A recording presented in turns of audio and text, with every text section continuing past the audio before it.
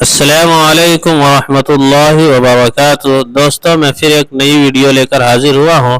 یہ ویڈیو ان بچوں کے لیے ہے جو اسکول یا اپنے مدرسے کے اندر 15 اگست میں تقریر کرنا چاہتے ہیں۔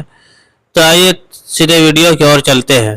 جناب صدر، معزز اساتذہ اکرام اور عزیز ساتھیوں، ہر سال کی طرح اس سال بھی ہمارے اسکول میں یوم آزادی کا جشن بڑے ہی جوش و خروش کے ساتھ منایا جا رہا ہے۔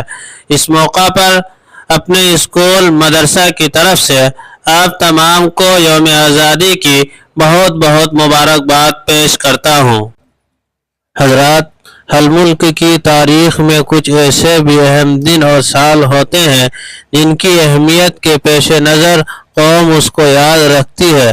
اسی طرح ہمارے ہندوستان میں 15 اگست 1947 کا دن نہایت ہی اہم ہے، کیونکہ اسی تاریخ کو تقریباً 150 سال کی غلامی کے بعد ہمارا ملک آزاد ہوا تھا۔ اسی لیے ہر سال 15 اگست کو یوم آزادی کے نام پر بڑے دھوم دھام سے منایا جاتا ہے، گویا اس دن کی حیثیت قومی تہوار کی ہے، ایک نیشنل فیسٹیول کی ہے۔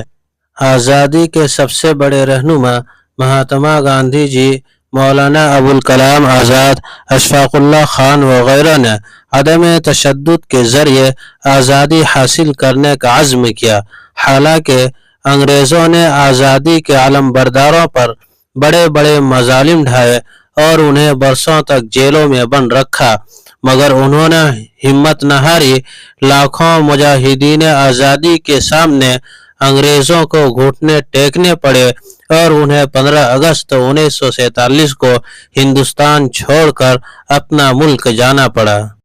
یہ آزادی ہم ہندوستانیوں کو اتنی آسانی سے حاصل نہیں ہوئی۔ اس آزادی کی وجہ سے ہزاروں ہندوستانیوں کا انگریزوں نے پھانسی کے تختے پر چڑھا دیا اور لاتعداد لوگوں کی جائیدادیں ضبط کر لیے، تب جا کر ہمیں یہ آزادی نصیب ہوئی ہے۔